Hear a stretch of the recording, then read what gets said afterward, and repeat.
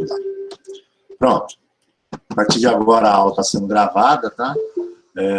Hoje é terça-feira, dia 2 de março, a aula de cálculo diferencial integral de duas ou mais variáveis, tá?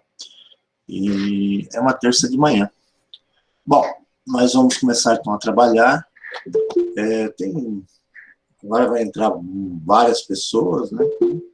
Todo momento aqui eu vou admitindo, então dá uma paradinha. Mas, vamos lá. Bom dia para todos, novamente. Bom, pessoal, hoje a gente começa efetivamente com a matéria de cálculo 2, ok? Material que a gente vai utilizar como recurso, né, como suporte, é aquela apostila que eu deixei para vocês, tá? Então, uma apostila, e a gente vai seguir a apostila, ok?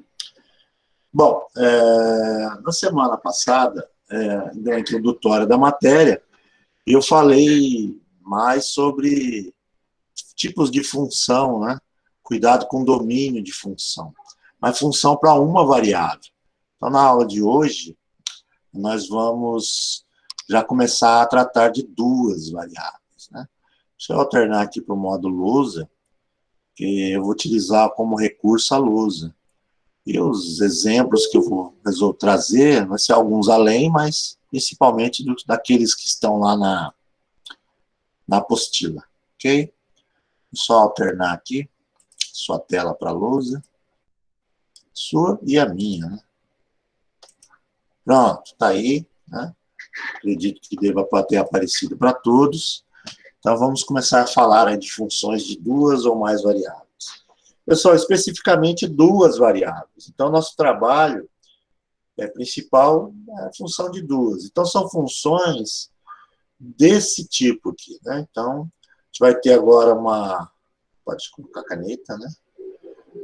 Você vai ter agora uma terceira variável na jogada. Por exemplo, isso aqui, ó. Vamos colocar assim. Isso aqui é uma representação de uma lei de formação de uma função de duas variáveis. Por que duas variáveis? Porque a relação de dependência é por duas variáveis, tá? Então, meu z depende do valor que eu vou agregar ao x e ao y. Então, por isso, função de duas variáveis. O que vai modificar aqui são os tipos de cálculo que possam surgir. Mas agora a gente tem essa relação aqui. Pode ter outras letras além de x, y e z? Pode, a gente pode aparecer com funções que tenham outros símbolos para expressar aí a função de duas. Deixa eu só admitindo aqui, nesse começo eu fico alternando a lousa, por isso que eu paro um pouquinho. Pronto, o pessoal vai entrar, não tem problema, tá?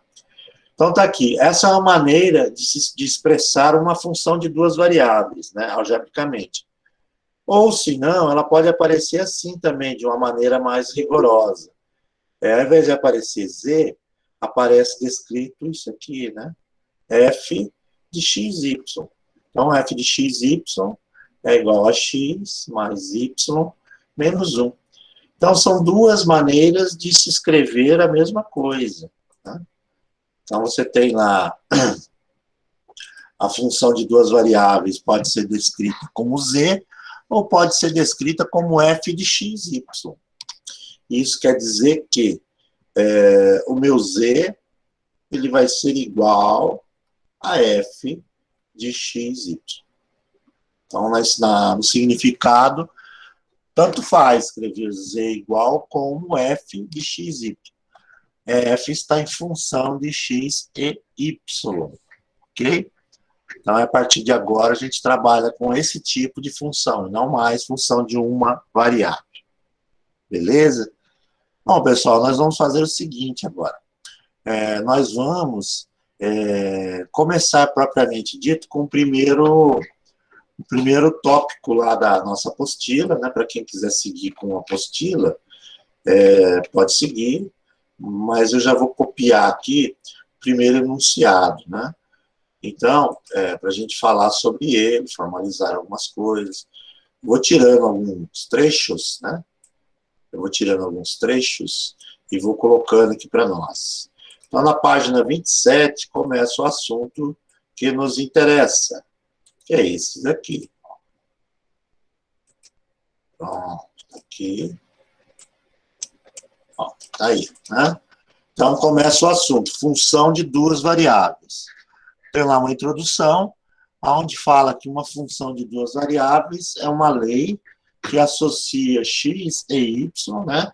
Que são números reais, de um conjunto, denominado domínio, a um único valor z. Então, conforme a gente tem o caso aqui dessas expressões, conforme você agrega valor aqui no x e no y, aparece o resultado que é z. E esse valor que você agrega aqui no x e no y, ele vem do domínio da função. Então, a gente tem um domínio agora para a função que vai alimentar o x e y. E vai gerar uma imagem, que é o z, está aqui, né? Z é igual a f de x, y. Ok? Então, é o que está escrito lá naquele primeiro trecho. É uma definição de função de duas variáveis. Ok? Bom, colocada a definição, vamos tratar agora do porquê estudar aí a função de duas variáveis. Existem alguns exemplos lá no nosso material, logo nessa mesma página, onde ele fala, por exemplo, dessas aplicações, né, de como funciona. Então, vamos pegar o exemplo 2, que está lá no material, que ele é bem legal e consegue aí explicitar essa ideia. Tá? Eu vou copiar só uma parte dele e vou colocar aqui para a gente deduzir, né? Então, está aqui. Deixa eu copiar e colar. Deixa eu só admitir alguém que está entrando. Pronto. Eu coloquei de novo. Paste.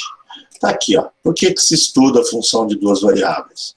Porque a gente cai em situações como essa do exemplo 2, que está lá na apostila. Então, no exemplo 2, tem um exercício que fala sobre essa ideia aí, de como o trabalho de duas. Ó, você tem lá o volume de um cone. Então, o volume de um cone, ele é dado por uma função. Ó, a função está escrito lá, V, e aí, entre parênteses, você tem o R e a letra H. Né? É igual a 1/3 vezes π, número π, né? 3,14 aproximado, vezes R ao quadrado, vezes H. Bom, isso aqui é um exemplo claro de uma aplicação de função de duas variáveis, aonde você tem o calcular o volume de um cone, né, o maciço de um cone. O maciço de um cone é um objeto assim, eu vou fazer um rabisco aqui. Então, seria isso aqui, ó. Um cone, né? Lembra do sorvete lá? Um sorvete, por exemplo, parecido daquele do McDonald's? Não. Isso aqui é o volume de um cone. Isso aqui é um cone, né? Traz a ideia de um cone. Bom, é um exemplo de aplicação de função de duas. Por quê? Eu só admitindo que toda hora alguém está entrando. Peraí. Ó. Acho que agora vai dar uma pausa. Tem bastante aluno na sala. Beleza. Então, é função de duas por quê? Porque o volume desse cone, o que é o volume do cone? É o maciço desse cone, ele depende aí, no caso, de duas variáveis. Ele depende do valor do raio e a altura. Então, conforme o raio da base, né, o raio e a altura, né, a altura disso daqui, você vai ter aí um tamanho para esse cone, e aí vai ter um volume, né, diferente. Então, é um exemplo de uma aplicação aí da função de duas variáveis. Percebam que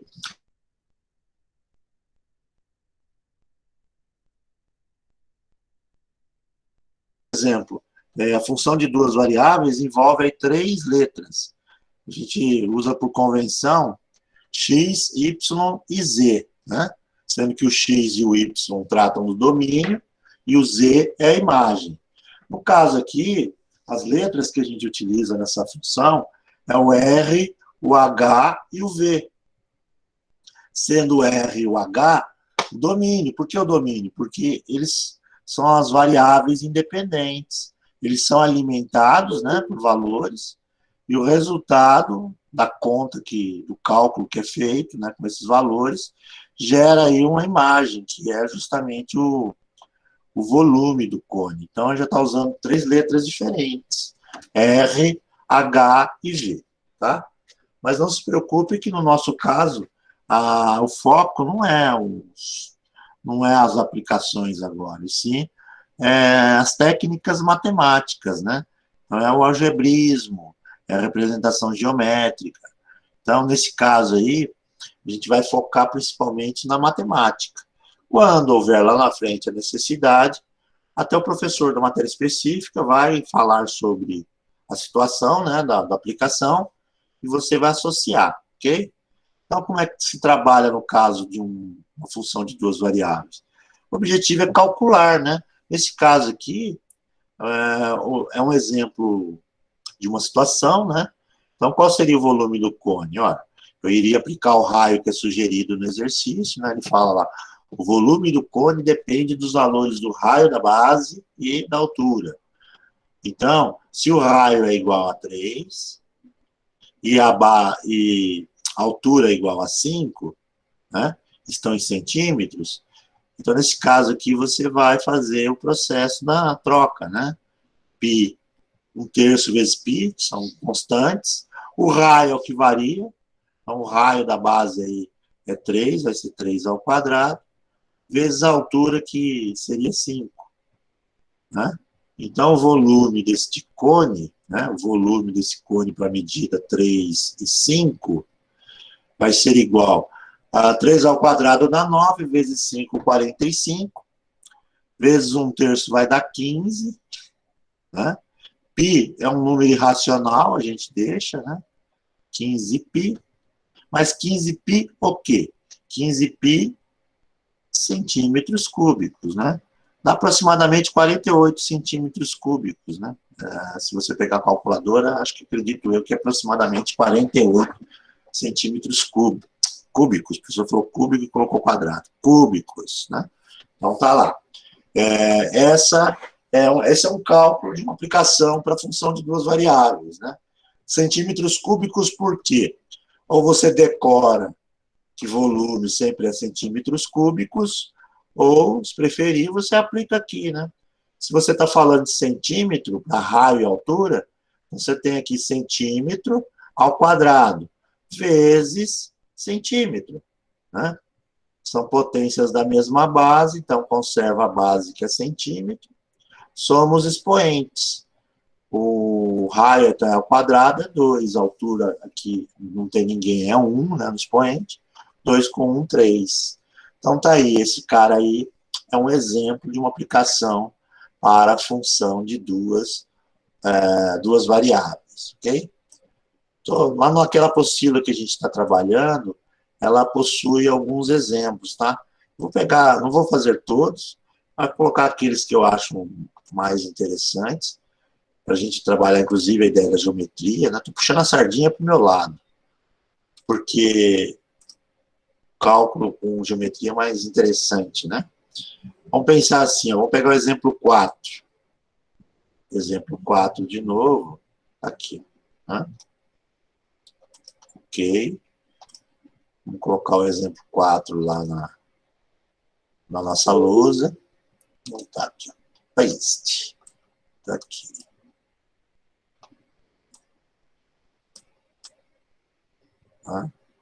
Tá aí.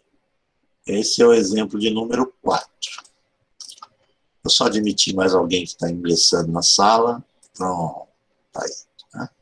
Então, vamos lá. Exemplo 4. Exemplo 4, ele fala que a superfície S de um cilindro circular reto.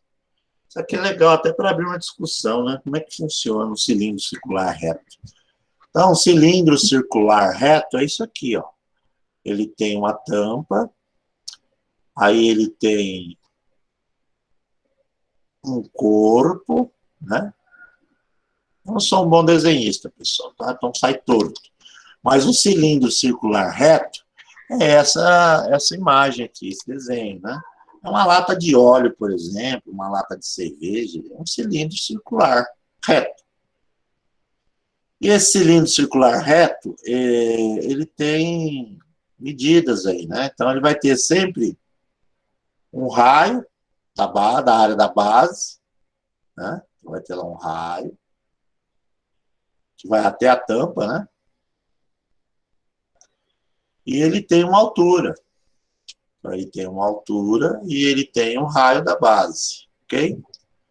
Ora, beleza, então, se eu quiser trabalhar com a ideia do volume desse objeto ou da área de superfície, como é que eu construo a fórmula? Ora, eu tenho primeiro a tampa e o fundo, que são iguais, né? E a tampa e o fundo, elas formam, na verdade, a ideia da circunferência, né? É circular, então ele vai ter aí a ideia da circunferência. E são duas, né? Uma para a tampa e outra para a base. Então são duas. Esse cara aqui, o exercício está falando da superfície, a área da superfície, né? O que é a superfície? É o entorno, né? É o que está por fora, é a casca do cilindro. Então, a tampa, a área da tampa, a gente calcula com a fórmula da circunferência. Qual é a fórmula da área para a circunferência? Ora, é π, vou colocar em preto, tá, gente? Que destaca mais. Π R ao quadrado, né? É π vezes R ao quadrado. E a base dele, que é o fundo lá embaixo, a área da superfície também é a mesma coisa, né? Π vezes R ao quadrado, tá? Bom, então, para calcular a área da superfície do objeto, tem que calcular a da tampa e a de baixo. E elas são iguais, né? Então, eu tenho que somar os dois resultados. Mais quem? A área do corpo, né? O que é o corpo? O corpo é esse entorno aqui do cilindro, aqui, né? E esse entorno do cilindro, se você for imaginar esse objeto, o que é que constrói o corpo desse objeto? Ora, imagine que você pegue aqui a lateral aqui e faça um corte nessa lata aqui. Depois você desenrola. O que vai aparecer vai ser o objeto retângulo, né? Vou colocar em vermelho aqui, já coloquei as outras duas partes, né?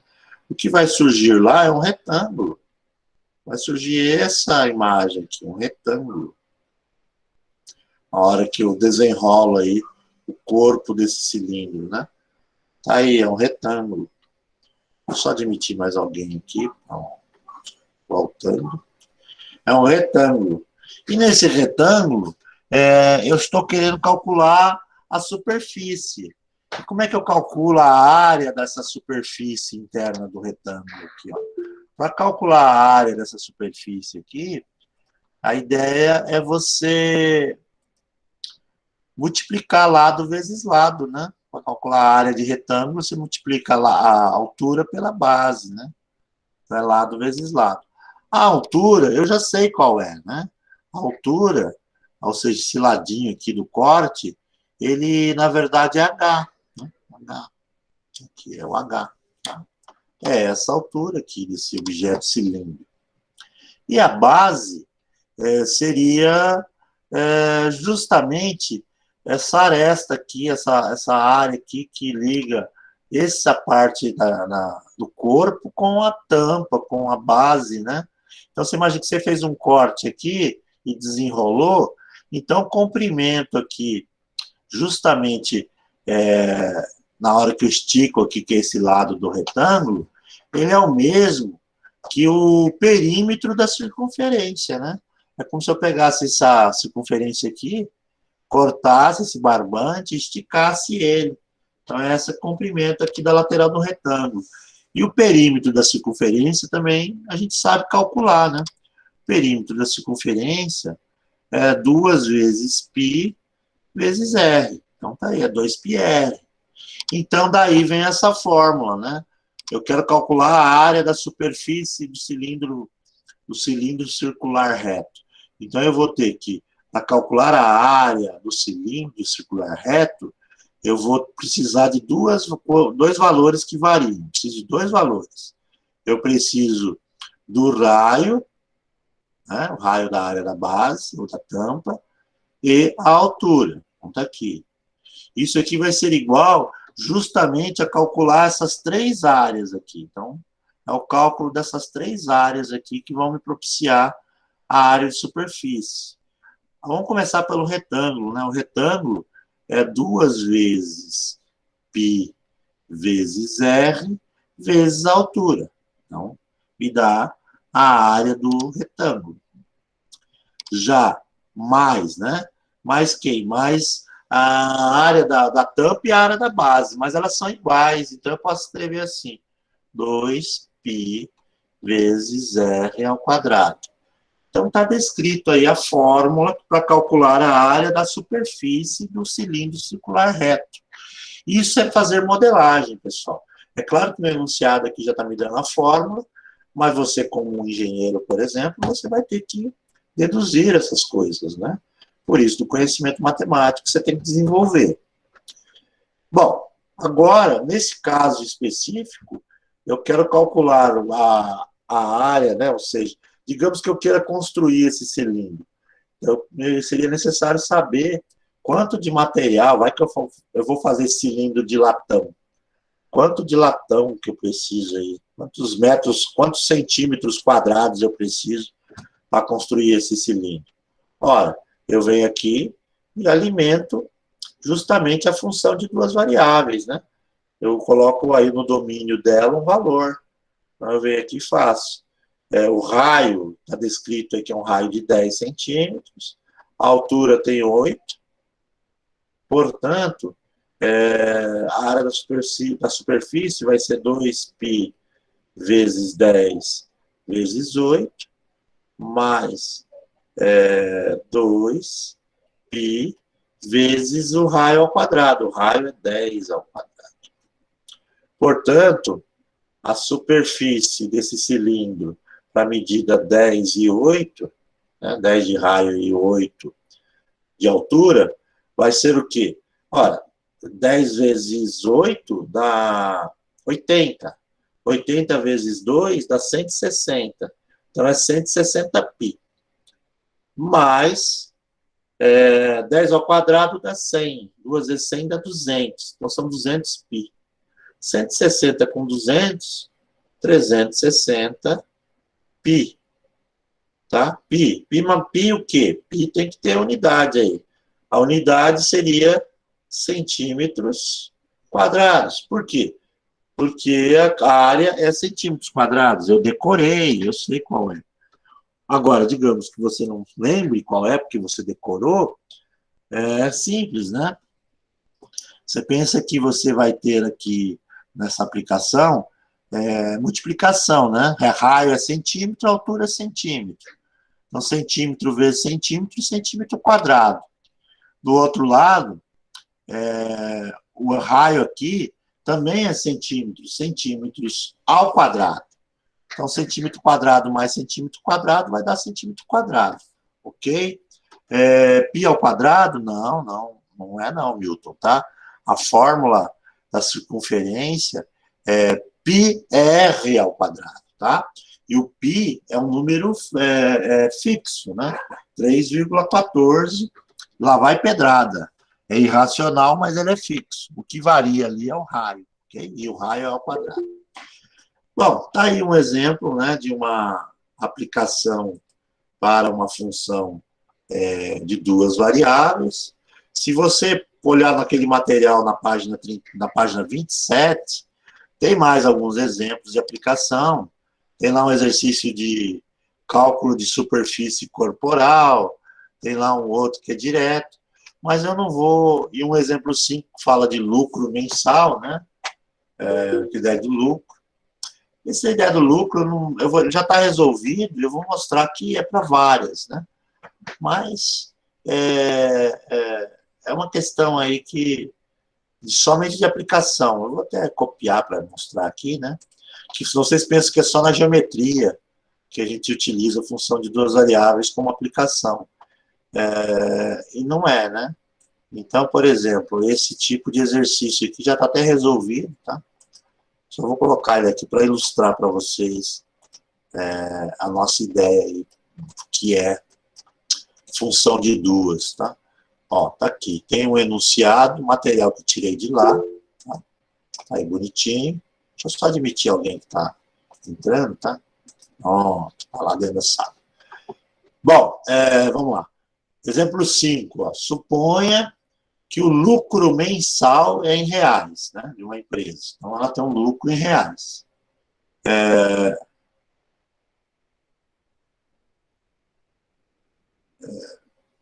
Desculpa, deixa eu voltar aqui.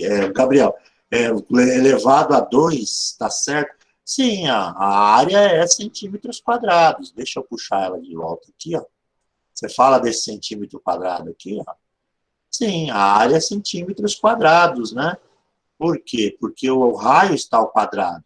E o raio, ele tem medida, né? A medida do raio é 10. Ó, a medida do raio são 10. Mas é 10 o quê? 10 centímetros. Então, você vai elevar ao quadrado, isso aqui vai dar 10 ao quadrado 100, né? Centímetro ao quadrado é centímetro vezes centímetro, né? Então, é ao quadrado, beleza? Que era essa a dúvida, tá? Que aí seria essa situação. A mesma coisa ali é o raio vezes a altura, né? 8 vezes 10 dá 80. É isso aí. 80 e 80 centímetro vezes centímetro, centímetro quadrado, beleza? Tranquilo, vamos lá então. O 5. Suponha que o lucro mensal em reais. Então, tem falando de lucro, né? De uma empresa. Só ainda mudar aqui para admitir alguém. Pronto. De uma empresa é gerado pela venda mensal de tantas unidades, X unidades, do produto P1. E pela venda mensal de Y unidades do produto P2. Então, eu tenho dois produtos que vão me dar o lucro final aí, né? E seja dado pela função. Então, está aqui dado uma função. Essa função aqui, pessoal, é a função lucro. Lucro relativo à venda de X e Y. Então, o lucro, ele está condicionado ao venda da quantidade X e da quantidade Y. Por isso, eles são as variáveis, porque isso aí não tem como ser fixo, né? Depende da venda, né? Então, são as variáveis. E é claro que aí houve um estudo, né? Foi feito aí uma regressão linear, e aí se chegou nessa função aqui que determina o lucro final.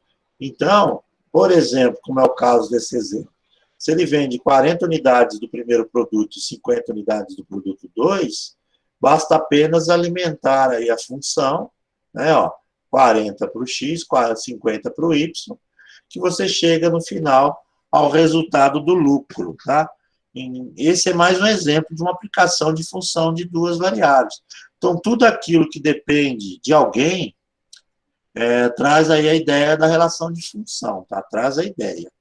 A partir do momento que você alimenta esse alguém aí, o primeiro acaba assumindo o resultado. No caso da função de duas variáveis, ele depende de dois valores, duas coisas que não são fixas. Ok? Tá aí, esse é um exemplo 5 também. Por enquanto, ainda só sobre o que é função, né? Então, tá lá a função de duas variáveis, mostrando a importância aí, tá? Pessoal, agora eu vou entrar na parte que realmente me interessa, que é a parte da matemática. Vou começar a ensinar, vou começar a trabalhar com vocês. Como é que a gente vai manipular isso? O que é que nós vamos aprender aqui, tá? Então, eu vou pegar aqui o enunciado da página 28, que é justamente a partir daqui que começa a matéria, tá? Efetivamente. E aí vocês vão saber o que é para fazer. Então, o enunciado está aqui. Pronto. Tá aí. Domínio e imagem. Então, a ideia agora é estudar o domínio e a imagem de uma função de duas variáveis. nós já sabemos o que é uma função de duas variáveis. Eu já mostrei para vocês, já expliquei, né, por que duas variáveis e a função depende de duas variáveis. Agora a gente vai formalizar. Então, a gente sabe que numa função de duas variáveis, nós temos que ter um domínio, né? Temos que dizer logo de cara quem é que vai alimentar a função, para gerar como consequência uma imagem, que é um resultado. Eu vou tratar agora só do domínio, a imagem a gente vai falar depois. A imagem já adianta a vocês que seria um objeto tridimensional, né? Seria um objeto maciço no universo, né? É aquilo que a gente enxerga. Tá? Mas agora a gente vai falar algebricamente e geometricamente de domínio, principalmente. Então, tá aqui, ó. Domínio da função, ou seja, a gente escreve nesse formato, D de domínio, domínio da f, né? F de função. Então, domínio da função f, de várias variáveis, de duas variáveis, serve depois para várias, tá? As regras aí são parecidas aí, na hora de descrever. Mas a gente vai tratar de duas variáveis. O domínio ele é um subconjunto do R2, tá? A imagem da função de duas é um subconjunto de R. E aqui tem um exemplo de uma escrita, da imagem, por exemplo. Mas vamos lá, vamos tratar do primeiro exercício da prova. Eu começo falando em prova, que assim a gente acorda. Então, ó, exemplo de número 1. Primeiro exercício da nossa provinha. Exemplo 1. Determine o domínio algébrico e geométrico, algébrico e geométrico, da função. E aí eu vou colocar aqui uma função. Tá? A primeira função que eu vou colocar uma função mais tranquila para a gente poder trabalhar algumas ideias, né? Então, vamos lá. Vamos colocar assim, f de x, y igual a 1. Ou não, eu vou colocar uma outra aqui, já vamos entrar com uma função mais legalzinha. X mais y, vou colocar assim, x mais y, menos 1, dentro de uma raiz quadrada.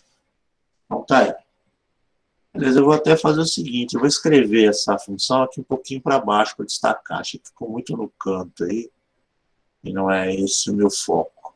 Opa! O professor apagou. Aqui. Controlar. Uma caneta. Pronto. Vou escrever aqui embaixo. Aqui, a função. Vou escrever aqui. Ó. F de x, y é igual a x mais y menos 1. Né? A gente vai fazer, na verdade, aqui, uma análise matemática dessa função aqui que é dada. Ó, então, é assim que funciona. Determine o domínio algébrico e geométrico desta função. A função é a raiz quadrada, de x mais y. Então, é a raiz quadrada de x mais y menos 1. Essa é a função dada. Então, qual que é a pergunta? Qual é o domínio? A gente vai fazer os dois domínios, duas maneiras da representação do domínio. Nós vamos representar o domínio primeiro algebricamente e depois geometricamente. O que é algébrico? Pessoal, algébrico é escrita matemática por símbolos. Então, a gente vai descrever de forma algébrica. Nós vamos escrever matematicamente o domínio da função. Depois, a gente vai fazer a mesma representação, só que geométrica, que é por gráfico. Então, é assim. Primeiro algébrico, tá? Vou colocar aqui, domínio algébrico. Então, primeiro, a gente vai fazer o domínio algébrico. Vamos descrever. Como é o domínio algébrico? Você vai descrever. Domínio, a gente coloca tudo por símbolo. É D de domínio de F, que a gente está falando do domínio dessa função F. Então, tá aí, é o domínio da função F. Isso aqui vai ser igual. Então, a gente tem que descrever aqui dentro como funciona o domínio aqui da função. Pense assim, de quem é que está no domínio? Quais são as variáveis que estão no domínio? Né? Quem está no domínio? O domínio é o x e o y, né? Que eles são as variáveis do domínio. Então, eu tenho que descrever aqui quem é que está no domínio. Quem está no domínio? X e y. Tá?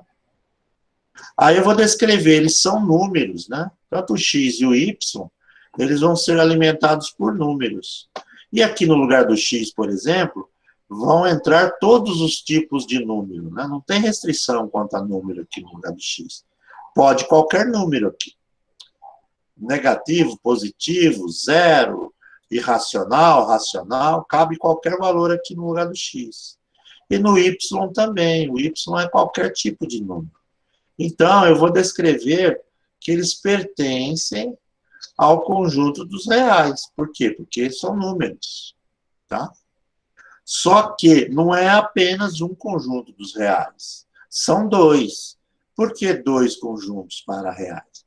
Porque eu vou precisar de um conjunto dos reais para alimentar a letra x. Então, eu vou tirar desse conjunto aqui os valores que vão alimentar o x. Tá? E também vou ter que tirar de um outro conjunto os valores que vão alimentar a letra y. Né? Então, também vai ter que acontecer isso. Ah, mas então está aqui escrito. Não, não está escrito aqui os dois conjuntos. Tem apenas um. Ah, mas não pode ser só um?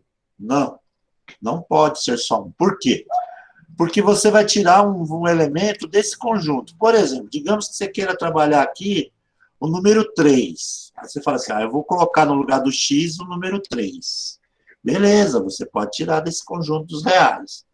Só que, aí você fala assim, mas eu também quero aplicar no valor do y o número 3, para fazer a conta, né? Porque vai dar 3 mais 3 menos 1.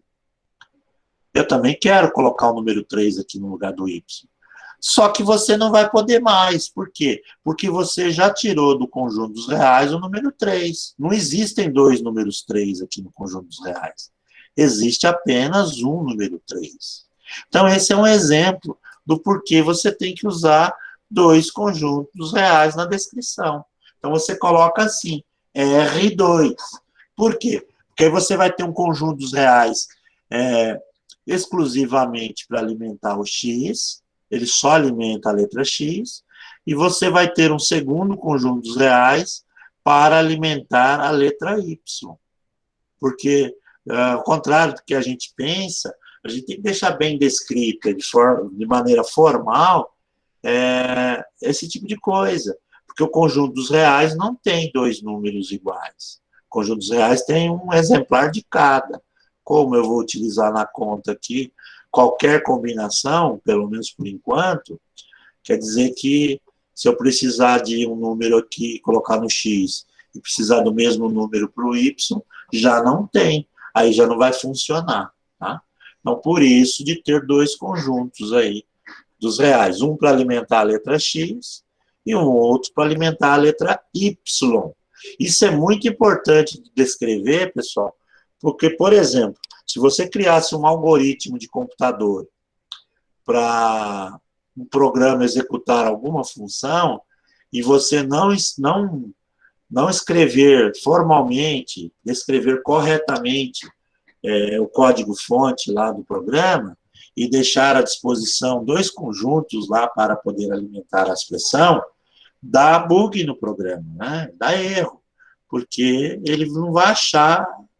Ele vai começar a processar o cálculo. Quando chegar aqui na combinação 1 e 1, 2 e 2, 3 e 3, 10 e 10, né? São combinações para fazer cálculo, ele dá erro. Então, por isso que tem que ser descrito de maneira correta. Então, está feito aí, ó. Então, o domínio dessa função f são valores para o x e para o y, e existe um conjunto dos números reais para alimentar o x e um segundo conjunto para alimentar o y. Leitura, isso aqui não é r ao quadrado, tá?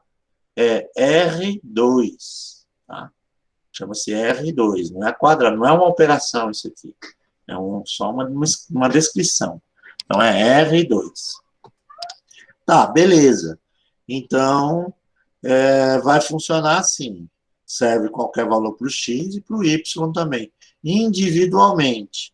Mas se eu for analisar bem, a hora que eu alimento o x e o y, é gerado um cálculo aqui dentro dessa raiz, né? É gerado um cálculo. E aí eu tenho que começar a pensar assim, nesse cálculo aí, pode acontecer resultado positivo? Tem restrição quanto a positivo? Não, porque nós estamos falando de uma raiz quadrada, e se gerar um número positivo aqui dentro, não tem problema. Existe raiz positiva para qualquer valor. Agora, se gerar zero no resultado da conta, digamos que você use aqui um parzinho, sei lá, menos 2 para x, ou 2 para x e menos 1 para y. Na hora de fazer o cálculo, isso aqui vai dar 1 menos 1, vai dar zero. Pode zero na raiz quadrada? Pode, porque raiz quadrada de zero é zero. Não funciona. E aí você pensa o terceiro intervalo, que é os números negativos, né? Os resultados negativos. Se, porventura, eu fizer o cálculo aqui e gerar uma resposta negativa aqui dentro, a raiz quadrada de número negativo existe? Não, né? Raiz de índice par não tem no resultado, valor negativo, não tem resposta para negativo. Então, por exemplo, se der menos 4 aqui dentro dessa conta, raiz quadrada de menos 4 não existe, porque não tem um número que multiplicado por ele mesmo que dê negativo. Se eu pegar o menos 2 e multiplicar por menos 2, dá 4 positivo. Então, não pode valor negativo aqui. Então, tem restrição, pessoal. Existe uma preocupação. Se não houvesse restrição de quanto a cálculo aqui dentro, a gente fecharia aqui do jeito que está escrito. Já estava descrito o domínio. Mas não, aqui tem uma preocupação. A preocupação é a seguinte, pode ser um conjunto dos reais para o x e o y, mas a condição é a seguinte, tal que, então a gente faz uma barra, tem uma condição, tal que o quê? Tal que x mais y menos 1 seja maior ou igual a zero. Então, eu tenho que descrever que nessa combinação aqui, o resultado tem que dar maior ou igual a zero, ou seja, positivo ou zero. É o que está descrito aqui. Então, está escrita aqui a sentença matemática do domínio. Completo, tá? O domínio da F é um x e um y, são números. Então, eles pertencem ao conjunto dos reais. Dois conjuntos, um para o x e para o y. Tem condição de existência? Tem. Tem uma restrição aqui. Então, eu coloco uma condição, tal que, põe uma barra, e descreve. Qual é o problema dessa função? O problema dessa função é que esse cálculo que está dentro da raiz, não é a raiz toda, é onde está a raiz do problema, literalmente. O foco está aqui dentro. X mais y menos 1 tem que ser maior ou igual a zero. Essa continha aqui tem que gerar resultado positivo ou zero. Então, está descrito aí o domínio algébrico. Pessoal, entenderam aí o domínio algébrico? Ficou confuso por enquanto?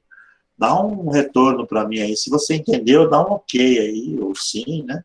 Escreva aí no seu chat aí, que assim eu vou levando, né? E aí, se for preciso, eu explico de novo algumas coisas. Apesar que nós vamos fazer outros exemplos, tá? Mas, por enquanto, conseguiram entender a ideia? Legal, tá? Beleza. Na dúvida, perguntem, tá, gente? Bom, tá aí. Esse é o domínio algébrico, é metade do exercício, tá feito, né? Ele é mais fácil, tá, gente? O pessoal tem menos dificuldade para o domínio algébrico. Então, tá aí, feito. Qual é a próxima etapa? A próxima etapa é descrever agora o domínio geométrico. Geométrico. Tá aí, o que seria um domínio geométrico? Seria escrever essa sentença matemática, só que agora através de gráfico. Você vai escrever essa forma algébrica, só que agora de forma de gráfico. Então, você vai representar no gráfico as regiões do domínio. Então, você vai descrever o domínio para mim no gráfico, as regiões que pertencem ao domínio. Quais são os pontos que estão lá no domínio?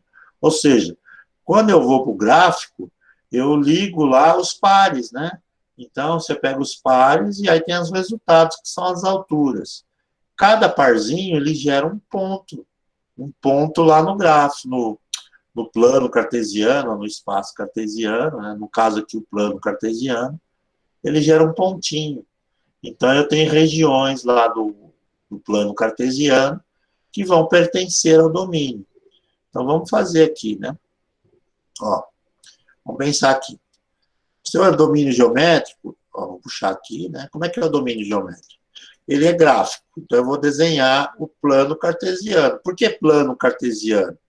Porque no domínio eu tenho x e y. Então eu tenho que colocar lá no domínio o eixo do x e o eixo do y. Por isso que é o plano cartesiano no domínio. Tá? Ah, você é plano, não é o espaço cartesiano? Não. O domínio é no plano. Por que no plano? Porque eu tenho que descrever o que eu escrevi algebricamente. E o que eu escrevi aqui algebricamente, ele diz respeito ao x e ao y, não mais ao z. O x e ao y. Então, tem que ter o eixo do x e o eixo do y. Então, vamos lá. Esse é o eixo do x, agora o eixo do y. Tá aí. Deixa eu puxar um pouquinho mais para cá. Beleza, aqui. Tá aí, pessoal. Tá aí o plano cartesiano, né? Tá lá o y, esse é o eixo do y. Esse cara aqui é o eixo do x. Beleza. O que é que eu vou desenhar aqui? Eu vou desenhar o que eu descrevi aqui, o que está escrito no domínio. Eu vou colocar no gráfico essa expressão aqui, x mais y menos 1 maior ou igual a zero. Então, pessoal, é isso que vai no gráfico.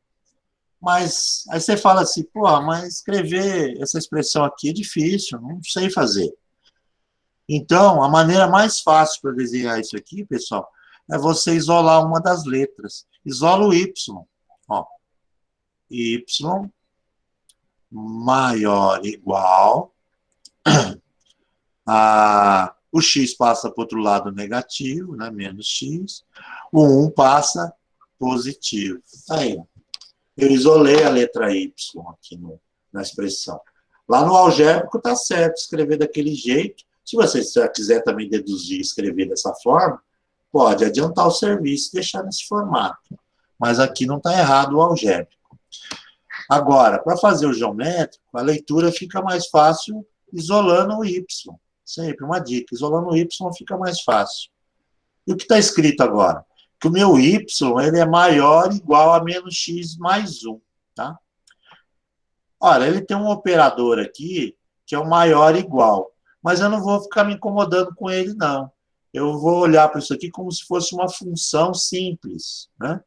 E isso aqui é desenhar o quê? O y igual a menos x mais 1.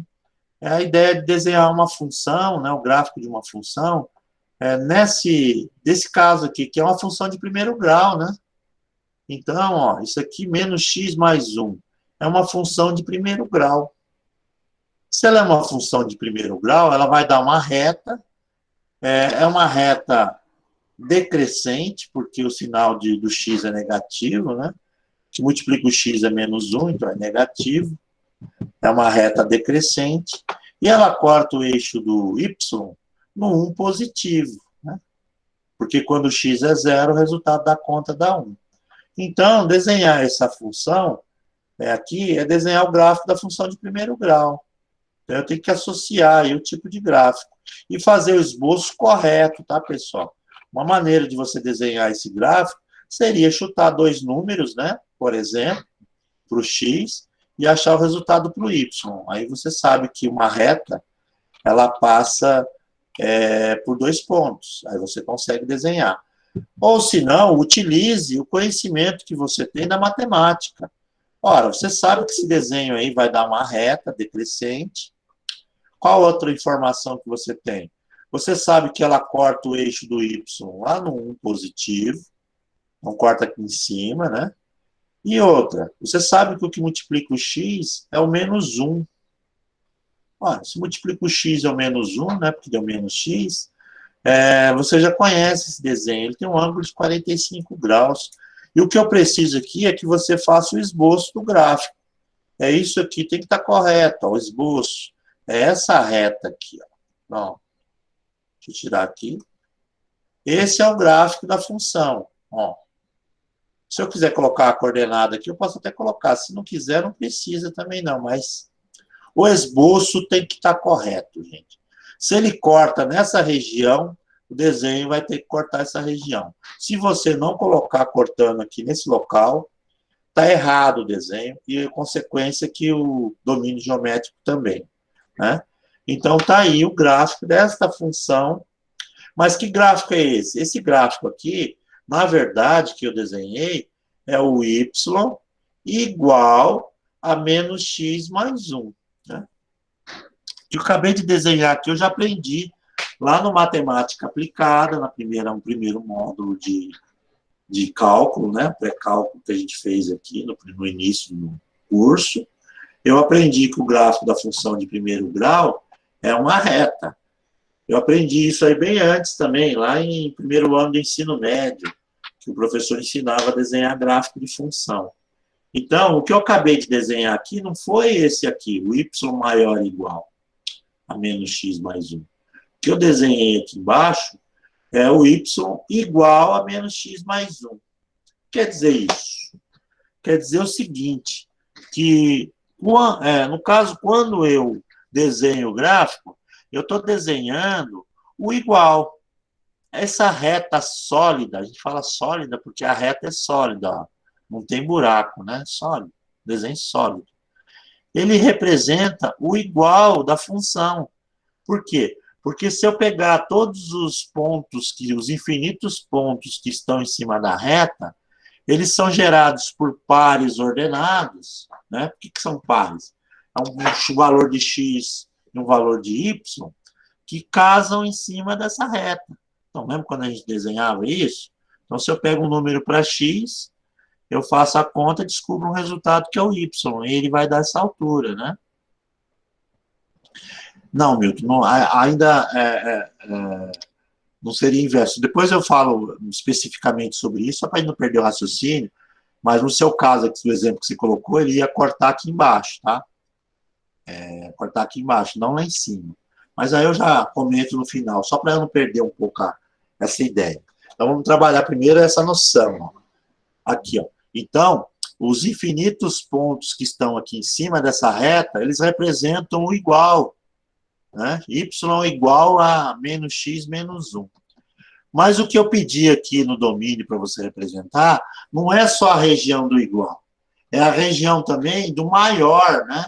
Do maior igual. Quais são os pontos maiores e iguais, né? Ou iguais à reta menos x menos 1. Então, eu vou pintar aqui, geometricamente, as áreas que me interessam. O que me interessa? Me interessa o igual. Então, reta sólida, tá certinho. Pensa que isso aqui é uma cerca dividindo 2 terrenos, um para cima e outro para baixo. Tudo que está acima da cerca, tudo que está para baixo da cerca. Se é igual, quer dizer que a cerca é o igual, ela pertence ao domínio, ó, também é igual. E aí o que vai acontecer? Deixa ela sólida, bonitinha assim. Eu estou querendo a imagem maior do que essa reta. Então, é o que está acima da reta. Ó, vou pintar. Pensando aqui nesse primeiro quadrante aqui, ó. Toda essa região aqui, ela é pertencente aí ao domínio, porque ela está para cima da reta. Não precisa preencher todos os espaços, mas precisa fazer ou você pinta, né, como eu pintei aqui no caso, ou se você preferir, Também é válido fazer isso aqui, uma rachura. Você vem aqui e faz assim, ó, para simbolizar que essa região toda aqui, ela pertence ao domínio, do primeiro quadrante. No segundo quadrante, qual é a região que pertence? É o que está acima, porque eu estou procurando as imagens. Então, seria essa rasura aqui, ó, né? Do nosso segundo quadrante. Ó. No segundo quadrante é só essa parte aqui. Essa parte não, porque ela está abaixo, né? Ela seria para valores de y menores, que é a reta. Aqui não tem ninguém. Aqui também, no quarto quadrante, essa parte de baixo não. Mas a parte de cima, sim, ó. Então tá aqui, ó. Você pinta essa parte de cima aqui, ó. Percebam, tudo que está acima da reta. Esse pedacinho que sobrou aqui, esse triângulo pequenininho, não, porque ele está abaixo da reta. Então, eu só estou procurando imagens maiores ou iguais à reta. A reta é o menos x mais 1, que é esse caso aqui. Então, eu pinto só a parte que me interessa, que é essa parte aqui. Aí eu estou me expressando de maneira geométrica, tá? Eu estou representando essa coisa aqui. Percebam que aqui está o domínio algébrico, escrito, né? E aqui está o domínio geométrico, descrito aqui através de gráfico. Então, são essas regiões que me interessam. Por que essa região interessa? Porque se eu pegar uma combinação de um valor de x aqui com o valor de y aqui em cima, ele vai me gerar um ponto lá em cima. Se eu colocar aqui, nessa função do exercício, se eu colocar esse valor de x e y aqui, ó, essa combinação, por exemplo, que eu peguei aqui fora, eu posso fazer o cálculo e ficar despreocupado. O resultado da conta dá positivo, tá? Agora, se eu pegar aqui um número, um ponto que seja aqui embaixo, por exemplo, ó, nesse local aqui no segundo quadrante, e pegar o valor de x dele e um valor para y para ele vai dar um ponto aqui embaixo. Na hora que eu substituo aqui no lugar do x e do y, o que vai acontecer com esse cálculo? Ele vai dar negativo. E é a consequência que ele invalida a função nesse ponto. Então, pessoal, assim a gente consegue representar a função, né, através do domínio geométrico. Tá? O domínio geométrico é fazer sentença escrita e gráfico. Então, vocês já percebem que vocês vão ter que desenhar, viu, o gráfico. Vai ter que saber fazer o traço. Precisa do desenho perfeito? Não, o professor desenha torto. Mas ele tem que ser proporcional, ele tem que mostrar a tendência dele, tem que estar correto. É uma função de grau 1 negativa, beleza, então é uma reta em queda, é uma rampa descendo. Ela tem um coeficiente linear, é um positivo, então quer dizer que ela vai cortar o eixo do y na altura do 1, então você tem que cortar aqui. Né? É até a pergunta do Milton. Se fosse menos 1 aqui no lugar do 1 positivo, aqui, ó. Olha, ela teria que cortar aqui embaixo, né? Teria uma reta paralela a essa, mas corta aqui embaixo, na altura do menos 1, bem aqui onde eu estou passando com o mouse. Então, se você faz o desenho passando no local errado, eu vou dar errado nele. Agora não é mais a hora. Ah, mas eu quis dizer. Não, você tem que representar. Você vai ter que fazer de forma correta, coerente. Você precisa fazer ele perfeito? Não, mas tem que ter um padrão, né, correto. Ele tem que ter proporcionalidade no traço. Ok? Ah, esse traço aqui, a inclinação dele. Eu coloquei a inclinação dele sem desenhar os dois pontos, sem fazer o cálculo dos dois pontos, com 45 graus. Por que eu coloquei com 45 graus? Porque né? É um absoluto aí o caso no caso da nossa, do nosso, desculpa, no caso do nosso coeficiente angular, né? Então, quando é 1, é 45 graus, ok? Por esse motivo, ele tem essa inclinação aqui. Se você não souber, o que você vai fazer? Você vai simplesmente colocar os dois pontos e vai fazer o traço. Calcula, chuta um valor para x, acha o y, chuta um valor para y, acha o x, ou acha dois valores do x, dois resultados para o y, e marca os dois pontos e traça. Quais valores? Os valores mais fáceis de calcular, ok? Então, vocês vão começar a utilizar aquilo que vocês já aprenderam previamente, ok? Se não souberem fazer, vão ter que fazer, tá? Então, quando eu aplico esse tipo de exercício em prova, por exemplo, o pessoal erra muito o gráfico, né? Mas não é porque não sabe nem aonde vai pintar, é porque não sabe do traço, o desenho, né? Ok? Pessoal, esse foi o primeiro exemplo. Antes de eu perguntar se entenderam, eu vou fazer um segundo exemplo, tá? Para mostrar para vocês aí o que a gente tem para fazer, né? E se porventura aparecer, aí eu vou perguntar mesmo se entenderam, vai aparecer as dúvidas. Deixa eu fazer um segundo, tá? Então, exemplo 2, aí vocês vão ter a noção se estão entendendo mesmo ou não. Eu tenho uma função aqui, vou até chamar de Z agora, até vou mostrar para vocês, tanto aparece F como Z. Z, ele é igual, vamos colocar assim, 1. E agora eu vou colocar uma função x², vou colocar assim, menos y, vamos colocar menos 2. Menos 2? Menos 2. Menos 2 é interessante. Só apagar aquele 1 lá que ficou centrado, né? Ó. Tá aí, ó. Isso aqui é uma função de duas variáveis, né? Uma função que depende de duas variáveis, do x e do y. Só que essa função de duas variáveis eu escrevi como z, mas o z é o f de x e y, né? Então, primeiro, vamos tratar do domínio algébrico. Pessoal, esse é o primeiro exercício da provinha que eu vou passar para vocês. Então, vamos lá.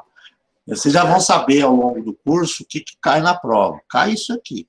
Então, eu dou uma função, como esse caso aí, do exemplo 2, e peço domínio algébrico. Então, no domínio algébrico, você começa a escrever. É um D de domínio, dessa função f, porque é função, né? Ah, mas eu escreveu z. Mas o z é f de x, y. Então, não tem problema. Ele é a f. É o domínio da f, e aí sempre começa com a declaração das variáveis do domínio. É o x e é o y, nesse caso. Eles são números? Ora, eles são números, então eles pertencem ao conjunto dos números reais. Mas, de novo, são dois, né? Dois conjuntos dos reais. Um para alimentar o x e outro para alimentar o y. Isso aqui, pessoal, é padrão, tá? Isso aqui vai aparecer sempre. Tá? Sempre que você for descrever o domínio quando tiver x e y, começa assim. Tá? Mas aí eu vou analisar agora a expressão, né? Tá aqui a expressão, o cálculo. E nesse cálculo, eu percebo que existe uma combinações, né? X e y, e tem uma que eu tenho que me preocupar, né? É uma fração, essa conta pode dar qualquer positivo, não tem problema. Qualquer negativo também vai ser um número que existe como imagem, né? Mas não pode dar zero aqui nessa conta. Pode zero no lugar do x, pode zero no lugar do y, pode zero nos dois ao mesmo tempo. Mas essa conta todinha aqui de baixo não pode ser zero. Porque se for zero, invalida a função. Então, ela tem condição. Qual é a condição de existência? Eu coloco uma barra, tal que a conta x² menos y menos 2, ela seja diferente de zero. Essa é a condição para existir essa função. Esse cálculo aqui não pode dar zero, então ele tem que ser diferente de zero. Perceberam? Então, está aí declarado, está feito aí o domínio algébrico. Você descreveu aquilo que é a restrição. Ó. Domínio da função f é um par x, y pertencente ao R2, né? R$ 1 para x, R$ 1 para y, tal que x² menos y menos 2 seja diferente de zero. Então, a declaração está correta para o domínio algébrico. Metade do exercício está feito. Agora, você pode se preocupar com o domínio geométrico. Tá? Domínio algébrico, domínio geométrico. O geométrico, de novo, o geométrico, ele é, na verdade, é um domínio onde você vai ter aí o plano cartesiano. Por quê? Porque você está falando do x e está falando do y. Então, você vai desenhar num gráfico que contenha os dois eixos, né? X e y. É o plano cartesiano, que é o domínio que você está querendo expressar. Não é a figura que forma 1 sobre x² menos y menos 2. Essa imagem é espacial. E eu não estou preocupado com ela, estou preocupado com o domínio. Eu quero colocar ali a região do domínio que pertence, a região que pertence ao domínio, né, lá no plano. Então, eu tenho que desenhar lá um eixo do x, né, vou colocar na vertical agora com 90 graus, né. A única coisa de ruim desse aplicativo, né, poucos defeitos desse waterboard, eu acho muito lento para posicionar a régua, né? A régua você tem que puxar, ela demora para entrar no ângulo. Deixa eu tirar fora a régua. Então, isso aqui é o plano cartesiano, né? Você tem aqui o eixo do y e você tem aqui o eixo do x, ok? Então, pessoal, o que você tem que desenhar aqui no...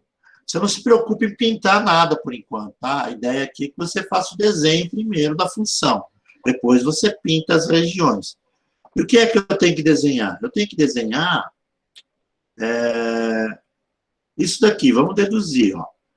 Você tem que desenhar x² menos y menos 2 diferente de zero.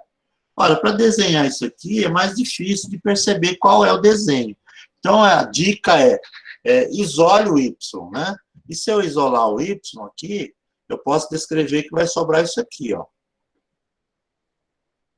x² menos 2, né? Diferente de y. O que eu fiz aí? Eu só joguei o y para o outro lado.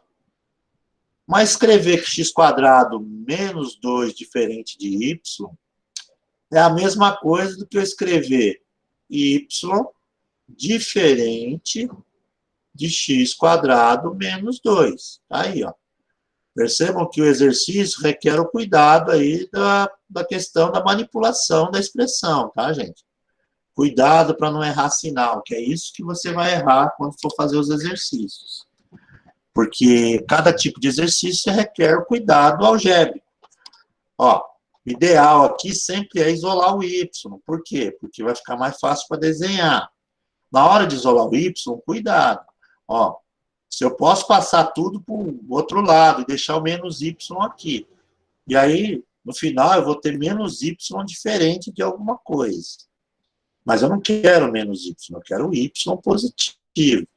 Então, aqui nesse caso é mais fácil passar o menos y como mais y para o outro lado. E deixa todo mundo do lado de cá.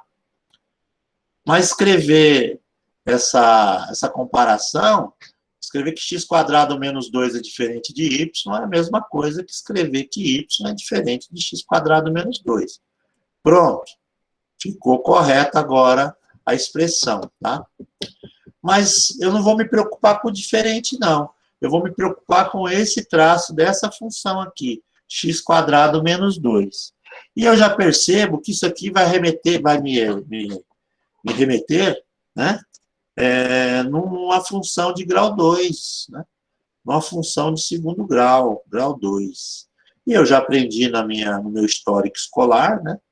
Desde o ensino médio e lá na matéria de matemática aplicada, que uma função de grau 2, que é o caso dessa aqui, ela vai dar um desenho que é uma parábola.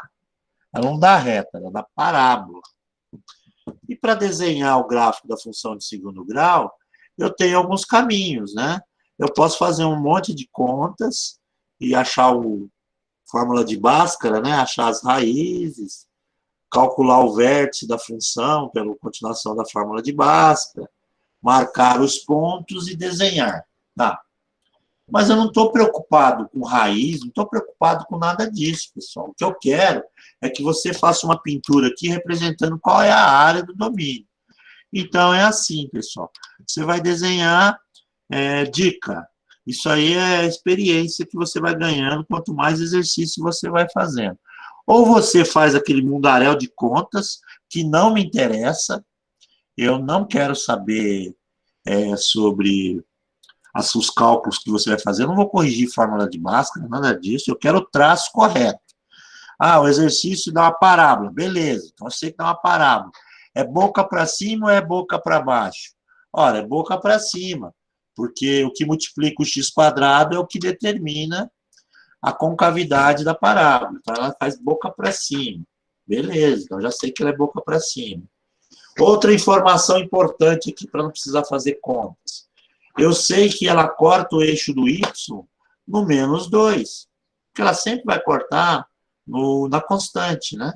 Aquilo que não multiplica ninguém. É o -2. Se não houvesse ninguém aqui como número, seria na origem, no zero, né? Mas no caso está no -2. Então eu sei que ela cruza o eixo do y no -2.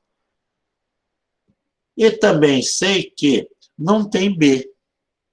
Ó, x² menos 2. Tem o a, que vale 1 positivo, por isso parábola de boca para cima, né? É o a. Tem o c, que é o -2, que é o coeficiente linear, é onde ela corta o eixo do y. E não tem o b, porque não tem x de grau 1, então não tem a letra b. E dica, pessoal, a letra b, na função de grau 2, ela determina para que lado vai o fundo da parábola, né? Então, no caso aqui, o fundo da parábola, ele pode ser tanto do lado direito do eixo do y, quanto do lado esquerdo, tá? O fundo. O fundo, aquele vértice, né? Pode ser aqui ou pode ser aqui. Ou também, no caso, como não existe letra B, o fundo da parábola, ele vai ser exatamente simétrico ao eixo do y. O B, quando não tem B, quer dizer que o desenho vai fazer isso aqui, gente. Ó, vou desenhar essa parábola para vocês. Ó.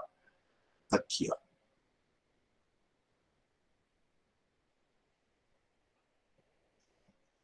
Eita, mão torta. O professor não é um bom desenhista e ele não consegue fazer uma linha correta. Mas tá aí. Simboliza aí a simetria do desenho, né? O que acontece aqui? É uma parábola de boca para cima. Ela é simétrica ao eixo do y. O que quer dizer isso? Metade da parábola está para a direita, a outra metade está para a esquerda. Então, o fundo é bem aqui em cima do eixo do y. Ela corta o eixo do y aonde? Ela corta o eixo do y aqui, no -2. Tá? Então, esse é o desenho que eu estava procurando. É esse desenho da função de grau 2. Ah, professor, mas eu não preciso do valor das raízes? Não. Você precisa saber que essa função tem duas raízes. E que elas cruzam o eixo do x nesses dois pontos.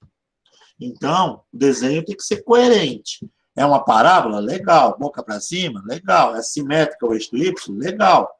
Se ela é simétrica do eixo do y, isso a lógica já fala, né? Ó, ela vai entrar por aqui e vai sair por aqui. Quais valores são esses? Não me interessa. Eu quero, sim, as regiões globais que pertencem ao domínio. Não é as raízes apenas que me preocupam. Agora, se você quiser calcular, você pode calcular. O que você não pode fazer, pessoal, o que o pessoal faz, geralmente, em dia de prova. O cara não sabe fazer o exercício, ele faz assim, ó.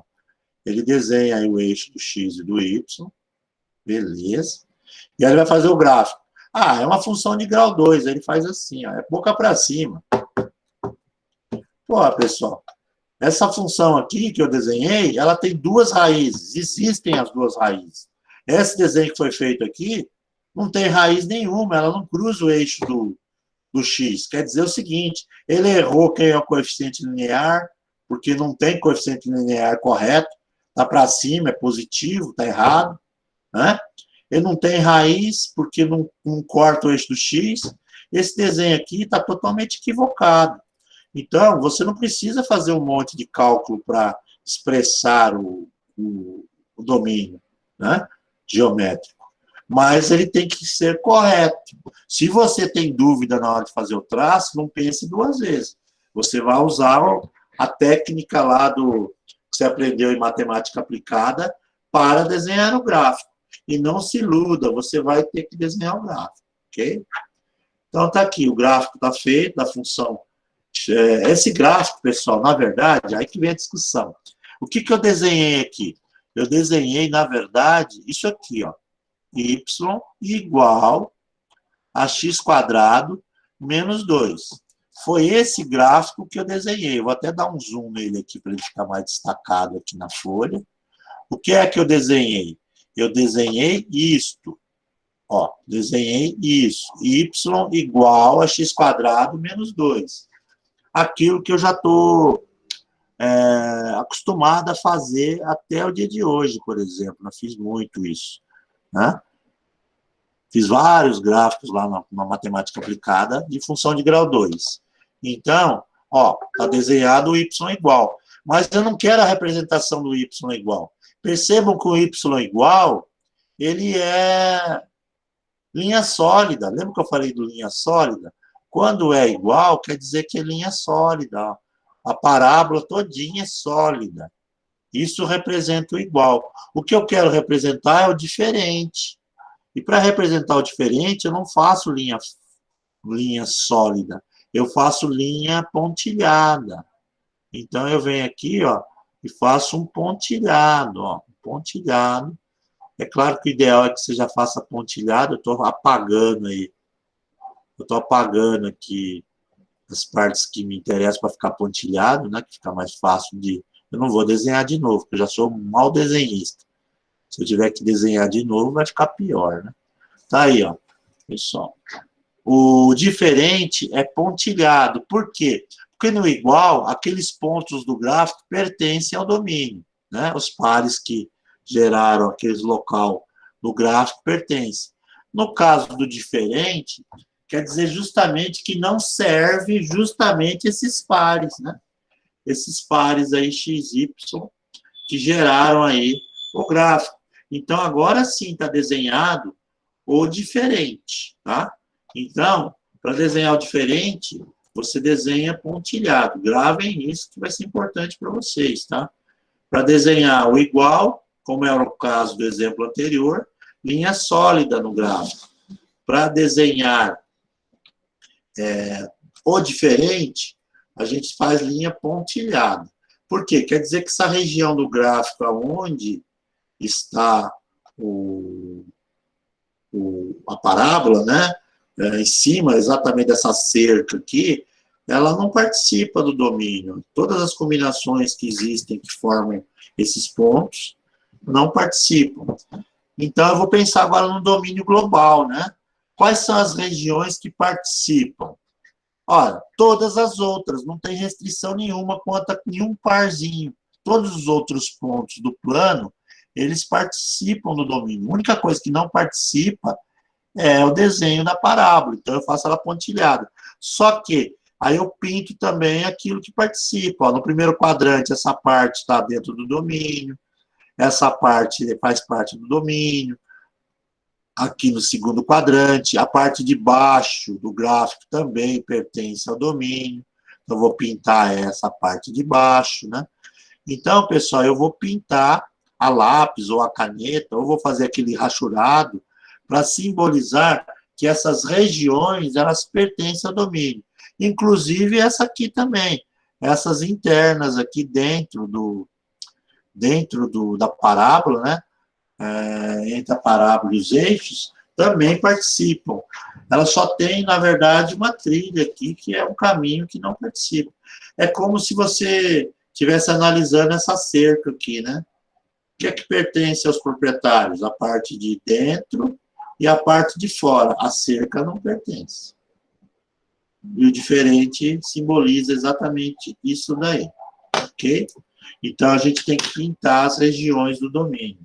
Quando a gente for construir um desenho em 3D, aí eu vou mostrar para vocês por que dessa importância de pintar as regiões, tá? Porque a gente tem que entender que elas fazem parte de pares de números que são colocados na função e que geram resultados. Então, pode serve aqui dentro, vai gerar um resultado aqui dentro, aqui fora, só em cima da parábola que não. Por quê? Porque em cima da parábola é o y igual a x² menos 2. E ele não serve. Ok? Pessoal, importante esses dois exemplos que eu coloquei, né? Entenderam os dois exemplos? Tem dúvida? Se você entendeu a lógica que eu acabei de explicar, dá um ok para mim aí no chat, para a gente fazer aquele momento da reflexão. Se está ok para você, você está conseguindo acompanhar, dá um ok para mim. Se você ficou ainda na dúvida, quiser perguntar alguma coisa pontual também, se expresse, tá? Eu sei que a maior dificuldade que os alunos vão ter, inicialmente, é desenhar o gráfico. O algébrico é mais tranquilo, mas faz parte, tá? Legal, parece que vocês estão conseguindo acompanhar bem. Ótimo. Então, é assim, pessoal. Esse é o primeiro exercício da prova, tá? Então, vocês já sabem que na minha prova, se tiver 5, 6 exercícios, o primeiro é esse. Eu dou uma função e peço domínio algébrico e geométrico. Então, não tem segredo o que a gente vai fazer. Ok? Pessoal, eu vou utilizar agora exemplos da apostila, tá? Até agora eu inventei esses dois aqui de cabeça e falei, vamos fazer esses dois que eu acho eles interessantes, para começar. Mas vamos lá para mostrar o que tem na apostila, os exemplos que estão resolvidos lá. Eu vou resolver esses exercícios com vocês aqui. Então, na página 28, já tem um primeiro exemplo lá proposto, né, que foi resolvido. Eu vou fazer aqui, para vocês verem que como não é tão difícil assim, né? O exemplo de número 1 que está colocado lá. E aí a gente compara com o que tem na apostila, né? Deixa eu voltar aqui para o módulo usa. Vou dar um copy lá, ó. Paste. Tá aí. Esse cara está na página 28, está resolvido lá, mas vamos mostrar como é que é, né? Ó, o domínio da função f. Primeiro, a gente faz o domínio algébrico, né? Já vou fazer direto aqui. Opa, deixa eu tirar isso aqui, né? Caneta. Pronto. Então, vamos lá. Domínio algébrico dessa função. Que função é essa? Olha, essa função é a f de x igual a 5x mais 6y menos 15. Então, vamos lá. Como é que é o domínio? É o domínio da função f. Então, eu começo a escrever simbolicamente assim. É igual a um parzinho, par x e y. Aí, né? Que no domínio estão o x e o y. Se fosse outras letras, eu iria colocar as outras letras. Pertencente ao conjunto dos reais. Então, são dois valores, então é R2, tá? Beleza. Agora vem a minha análise. Tem algum tipo de restrição quanto à combinação de valores ou pode colocar qualquer coisa ali que funciona, pessoal? Hein? Tem restrição, sim ou não? Pode qualquer coisa?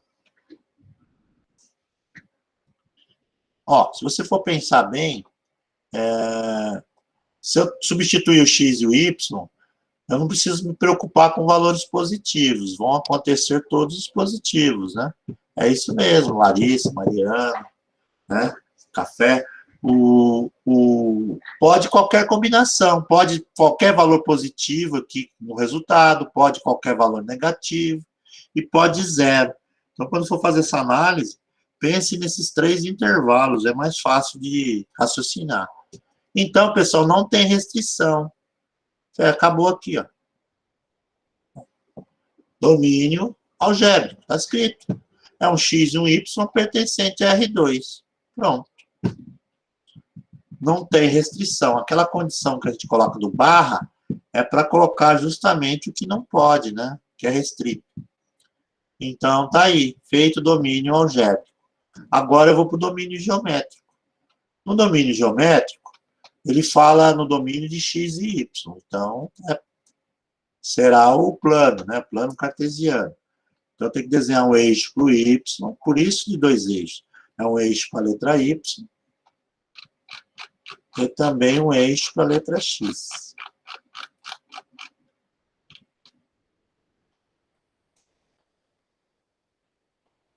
Aqui, um eixo para a letra x. Muito bem. Tirei a régua fora, né? Então, tá aí, y e x. Como é que eu vou pintar as regiões do domínio? Primeiro, eu tenho lá qual é a parte que determina o domínio. É o y, né? Então, eu posso, por exemplo, isolar aquele y. Eu vou ter lá aqui o y, se eu quiser fazer o gráfico dele, que diz respeito a y, eu posso colocar o y de um lado, né? Y é igual, passando 5x para o outro lado, menos 5x, passando menos 15 para o outro lado, mais 15.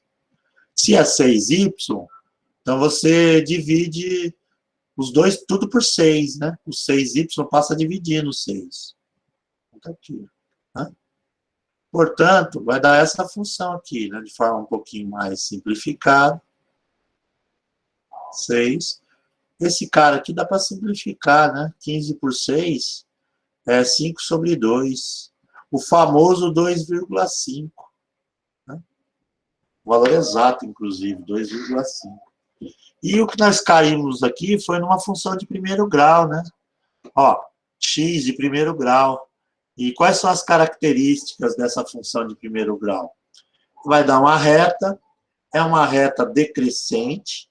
Por que decrescente? Porque o número que multiplica o x é negativo, é o número menos 5 sextos. Professor, mas que número é esse, menos 5 sextos? É 5 unidades dividido por 6. É aproximadamente 0,83. Na verdade, é o irracional, menos 0,83333, lá vai pedrada, vai embora. Então, é aproximadamente menos 0,8, né, de inclinação, porque o cara que multiplica o x determina a inclinação da reta. E eu sei que vai dar reta porque é função de primeiro grau. Outra informação importante é que ele corta o eixo do y no 5 sobre 2. Olha, 5 sobre 2 é 2,5. Então, portanto, ele vai cortar o eixo do y no 2,5 positivo. Aí você fala, mas como é que eu vou desenhar isso aí? Qual é a inclinação? Ora, a inclinação é negativa menos 0,8 aproximado. É próximo de 1, né?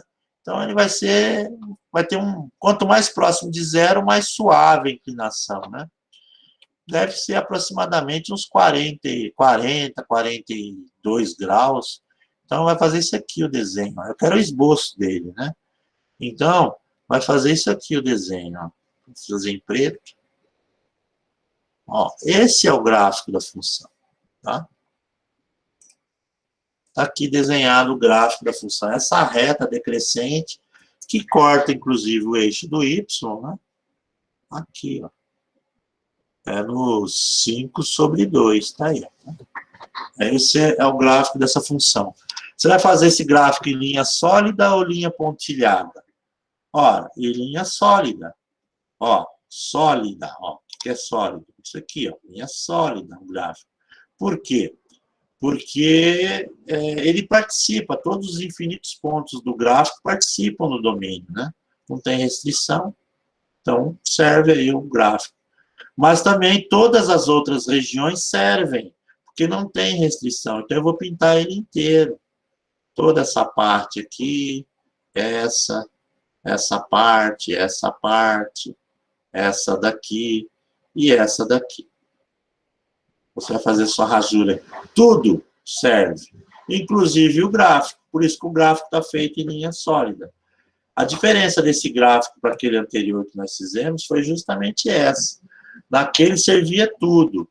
Só não servia a parábola, o gráfico. Por isso que ela foi em pontilhado, né?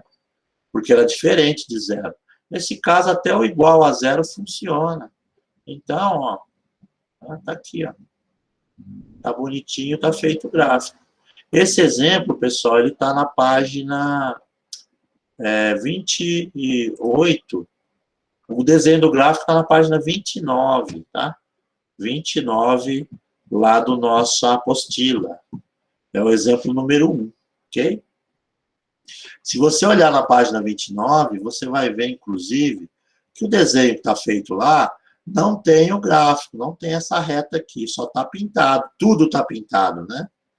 Porque também não está errado eu colocar, como eu quero as regiões do domínio, eu poderia pintar tudo, não tem problema. O gráfico não tem que ser ilustrado, né? Poderia ser também, não está errado. Mas fica melhor assim, ó. Coloca a reta aí e pinta tudo, inclusive a reta. Não tem restrição, ok? Esse era o exemplo número 1, está na página 29, o desenho. Aí, aproveitando a sequência, vamos fazer o exemplo 2, né? Exemplo 2 da nossa apostila, que está na página 29 também, ele funciona assim. Deixa eu tirar uma cópia do enunciado, né? Exemplo de número 2. Pronto, vamos fazer o exemplo 2. Tá aí. O domínio desta função aqui, a função h de xy. Percebo que às vezes aparecem essas letras aqui, né? Ao invés de aparecer f, falou que a letra é h. Não tem problema, tá? Então, você vai fazer primeiro o domínio algébrico. O domínio da função f, ele é igual a h. Ora, na verdade, não é a f. Aqui ele está chamando de h, né? Então, coloca h. Não tem problema. É o domínio da função h. Aqui. Está escrito aqui, ó. H de xy. O domínio da h. Bom, qual é o domínio da h? É o que envolve aí o cálculo lá dentro. Eu vou alimentar o x e o y. Então, de novo, o domínio quer dizer, diz a respeito do x e do y. Eles são números, pertencem aos reais. E é o R2. Por quê? Porque vai um conjunto dos reais para alimentar o x e outro para alimentar o y. Mas tem um porém. É uma fração, é uma função racional, né? O que vai acontecer aqui? Essa combinação x mais y não pode dar zero. Então, eu coloco aqui, ó, x mais y tem que ser diferente de zero. Okay? Pronto, está declarado o domínio algébrico. Essa conta aqui não pode dar zero. Então, a declaração está perfeita. X e y pertencentes ao R2, tal que x mais y seja diferente de zero. Feito é o domínio algébrico, vamos para o domínio geométrico. Aí no domínio geométrico, a gente vai ter aí os eixos, né? Vamos lá.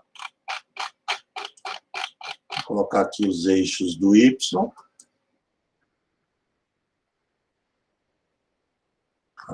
O eixo do y.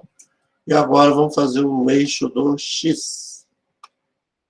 Ser com 0 grau, né? Vamos lá. A única coisa de ruim desse aplicativo aqui é a lentidão para colocar a régua na posição. Demora.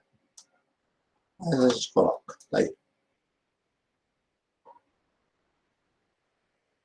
Eixo é o eixo do x. Tá aí. Eixo do y e o eixo do x. Beleza?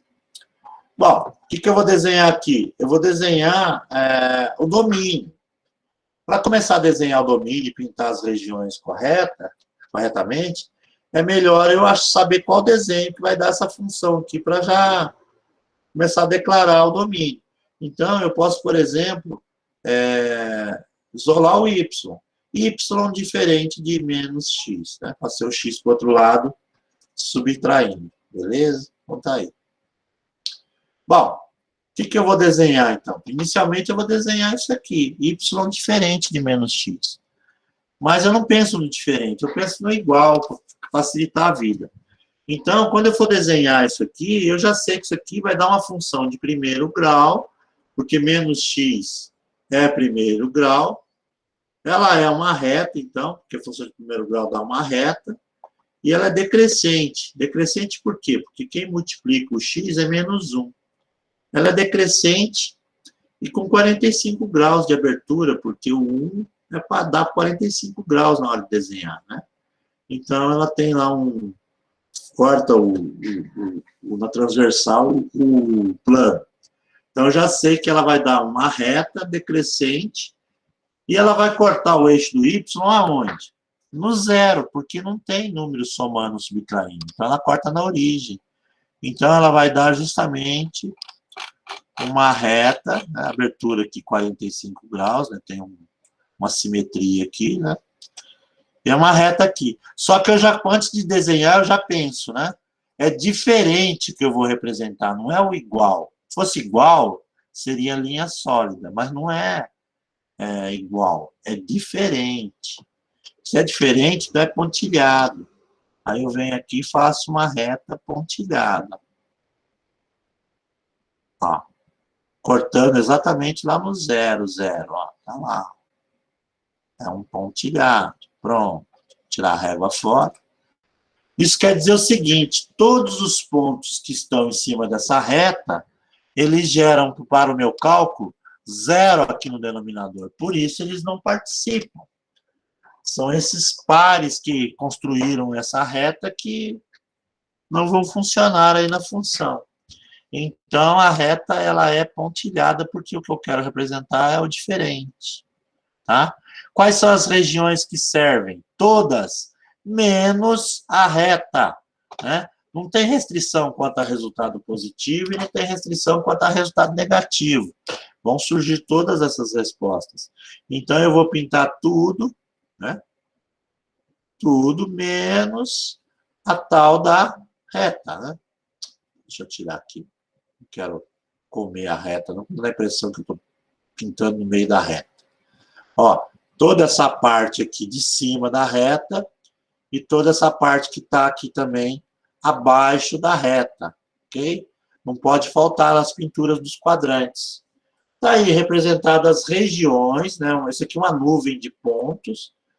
Esses pontos são pares, né? X e Y, que quando colocados aqui embaixo no denominador, dão essa altura para o Y, ou seja, vão cair nesse local aqui do plano. Então, pessoal, tá aí.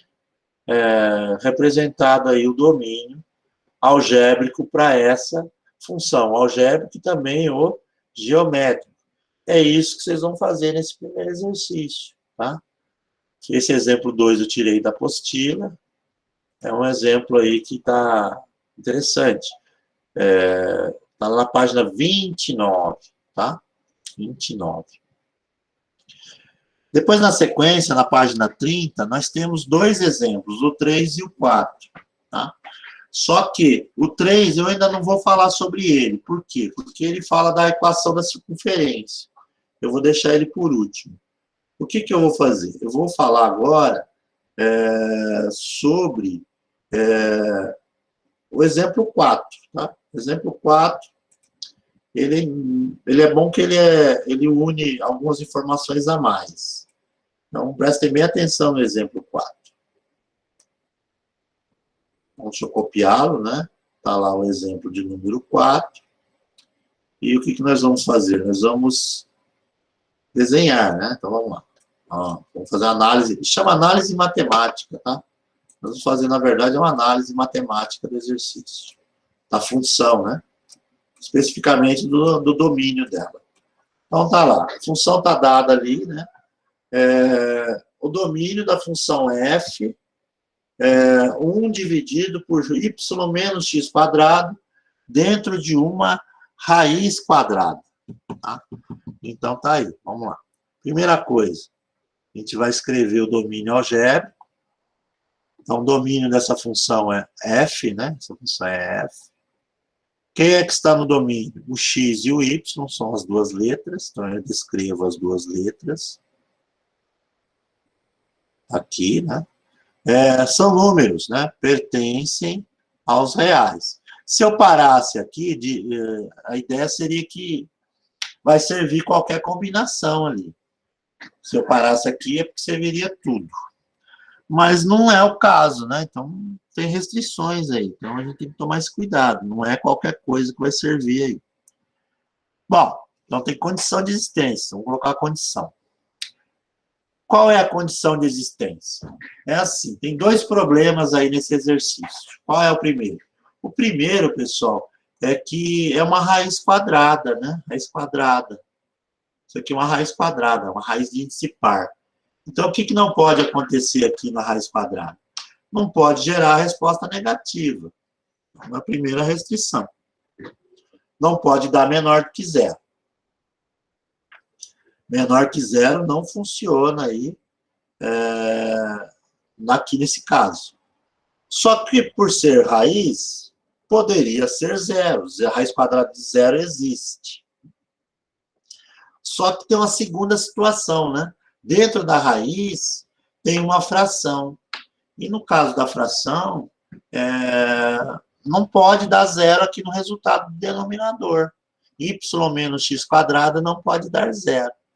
Então, existe uma restrição aí, que não pode dar negativo, ou seja, não pode dar menor do que zero, porque é raiz.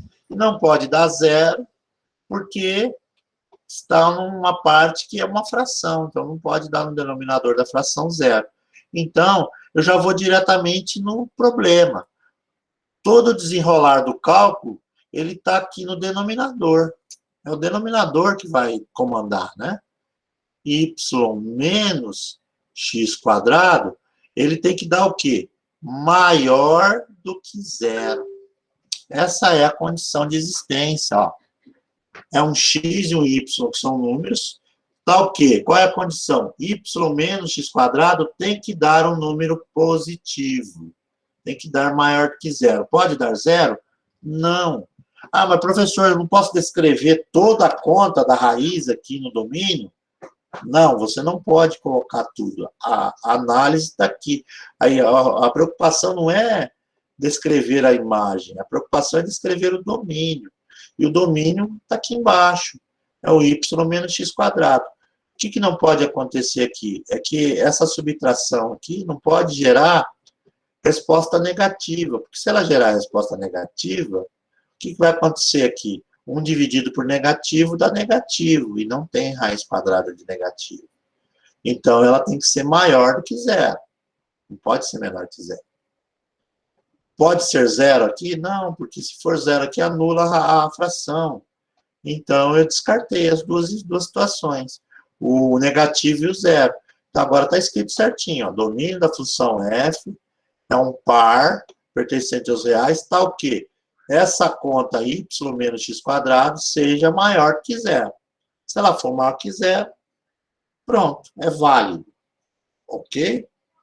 Então, nesse caso aqui, agora a gente vai desenhar. E aqui, novamente, é x e y, então são dois eixos. Nós vamos desenhar o plano cartesiano, né? Eixo do x e o eixo do y. Está aqui, ó, eixo do x, e na vertical, né, o eixo do y.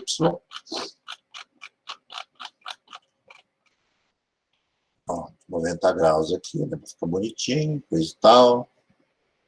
Aí, puxar um pouquinho mais.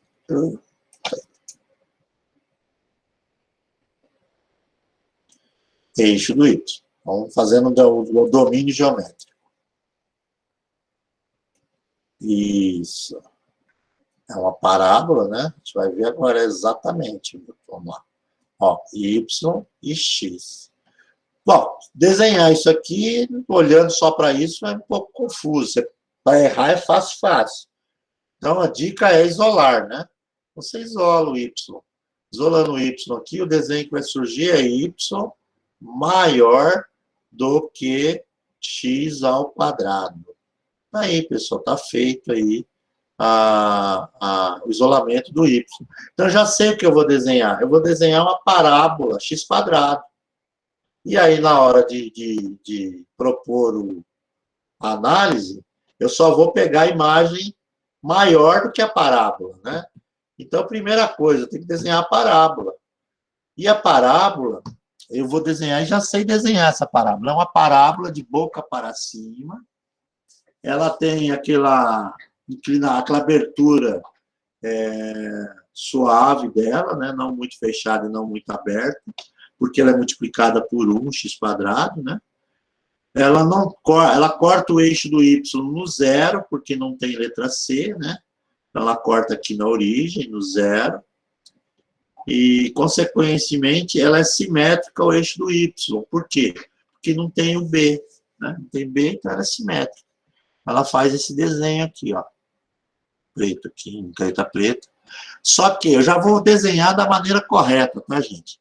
A pergunta, eu vou desenhar a parábola em linha sólida ou linha pontilhada? Responda aí para mim. Coloca aí digite aí no chat, vamos ver se vocês estão entendendo. O desenho da parábola é em linha sólida ou pontilhada? Sem medo de errar. Pontilhada, Leonardo acha que sólida, outros acham pontilhada, sólida. Tá, legal. Vamos lá. Então, uns acham sólida e outros pontilhada. Pessoal, então é bom vocês prestarem bem atenção agora. Ó. Eu falei para vocês que quando é igual, é linha sólida. Quando é diferente, é linha pontilhada. Nesse caso aqui, é maior. Então, existe o símbolo de maior. Existem duas possibilidades para o símbolo de maior. Pode ser maior que zero ou maior ou igual a zero. Né? Qual é a diferença? Quando é maior ou igual a zero, é porque o zero pode. Então, no maior ou igual, você tem a igualdade. Então, é linha sólida. Né? No maior ou igual, você faz sólida. Né? Aqui, linha sólida. Quando é só maior, quer dizer que é diferente de zero. O zero não pode. É o caso aqui, ó. O domínio da função não pode zero no denominador. Por isso que é só maior que zero. Então, tem que ser diferente de zero, né? Também. Então, o maior sempre vai ser pontilhado, tá, gente? É uma colinha para vocês aí, quando for fazer o exercício. Quando aparecer maior, pontilhado. Quando aparecer maior igual, sólido. Menor, pontilhado. Menor igual, sólido. Então, na hora de pintar, você já sabe como é que vai pintar isso. Se é só maior, então é linha pontilhada. O desenho vai ser isso aqui, ó. Ele vai dar uma parábola, né? Uma parábola de boca para cima, cortando lá no zero, né? É claro que a mão do professor ela não é firme, então ela fica um desenho feio, mas simboliza aí o pontilhado. Então, está feito aqui o desenho pontilhado dessa função x². Tá?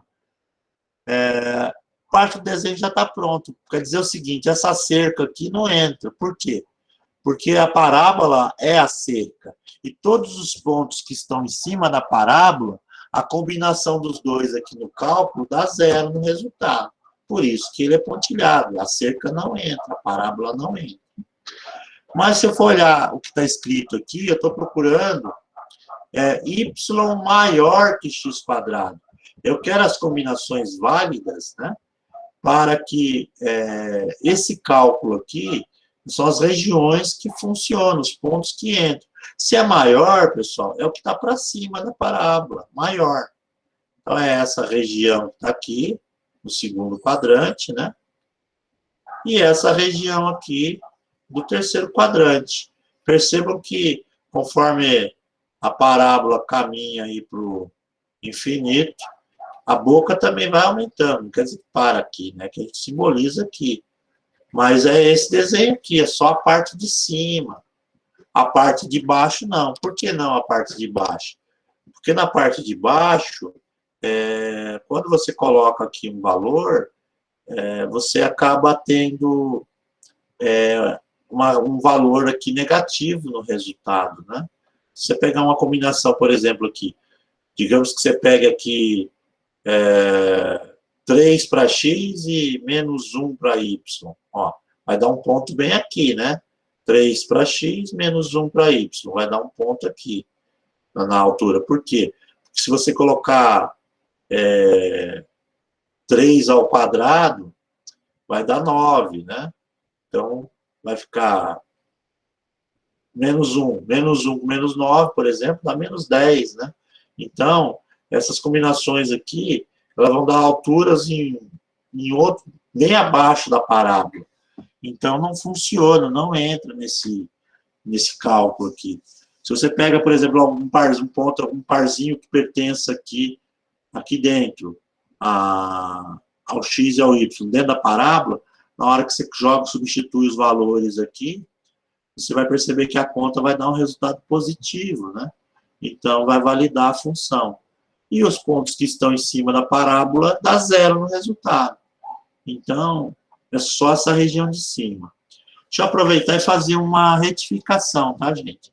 Lá na apostila, para quem está com a apostila aberta, ou para quem vai usar a apostila para acompanhar as aulas, na página 31 tem esse desenho do exercício 4 e do exemplo 4 feito. Está lá a parábola, lá bonitinha, na página 31, só que está errado, tá, pessoal? A pintura da apostila. A apostila está errada naquele desenho lá, viu? Então, corrijam para mim, por favor, porque lá está pintada a parte de baixo. Está errado esse exercício.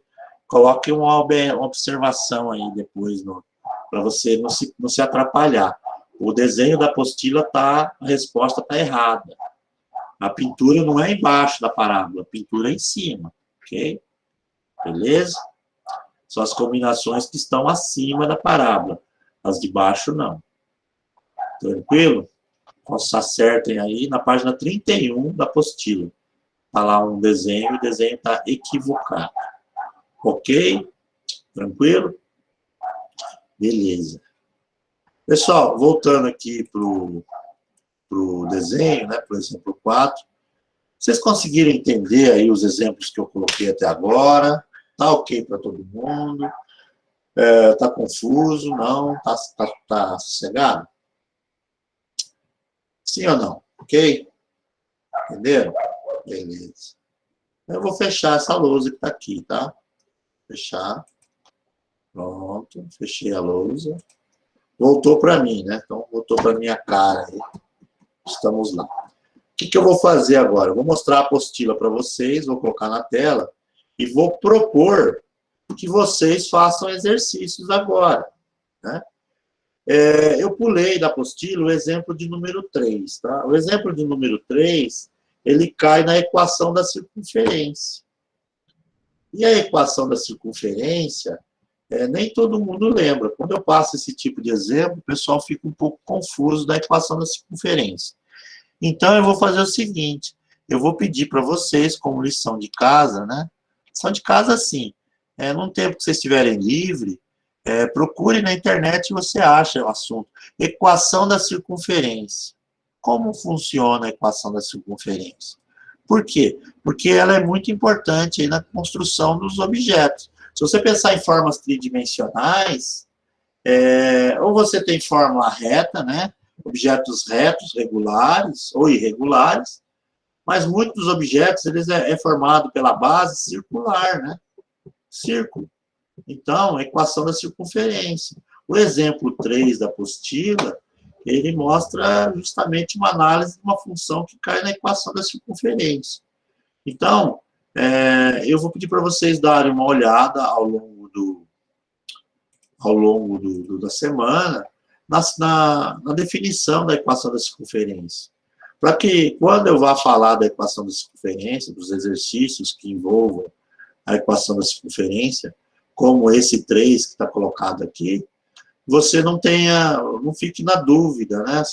Por que agora eu não isolei o y, né? O que é a equação da circunferência? A equação da circunferência, ela envolve aí o x² e o y² também, né? Ó, é funções desse tipo aqui, né? X² mais Y². E aí você tem a determinação do raio, né? É interessante que vocês deem uma pesquisada no assunto. Ah, preciso aprender tudo sobre a equação da circunferência? Não, mas tem que saber pelo menos a forma genérica. Ó, a equação da circunferência, pelo menos, no formato com centro no 0, 0. Então, dê uma olhada. Aí, na semana que vem, eu vou resolver exercícios que envolvam também a equação da circunferência. Ok? Então, essa é uma recomendação. Tá? Agora, continuando a apostila, qual é a proposta agora para o restante da aula? Né? É que vocês vão ter aí, ó, o exemplo 4, que foi o último que está resolvido, que é para fazer uma correção, né?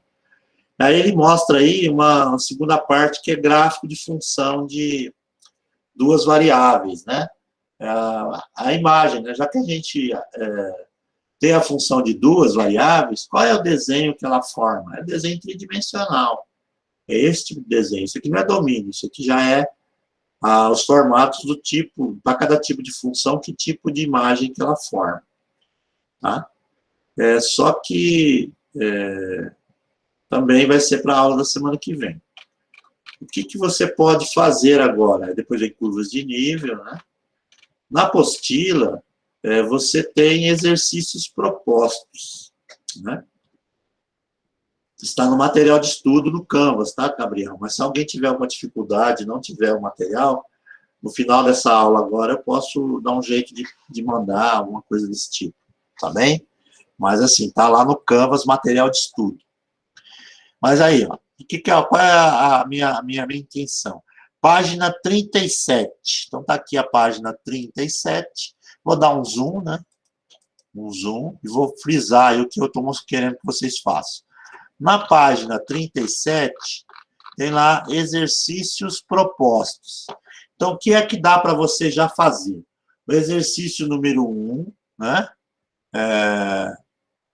Tá lá, é um exemplo de uma aplicação, então, para você resolver. Exercício número 2 também é uma aplicação, né, do cálculo da função de duas, similar aos primeiros exemplos que eu coloquei. E o exercício 3 é para fazer exatamente o que eu fiz agora. Esboçar o domínio algébrico e geométrico das funções. Então, tá no 3, tem o A, o B e o C. O nosso A vai cair na equação da circunferência, tudo bem. Você vai tentar fazer, mas deixa ele por último. Aí você tem até o exercício, até o E. O E dá para fazer, então já dá para você tentar fazer pelo menos esses 5, tá, pessoal? Esses 5 para treinar.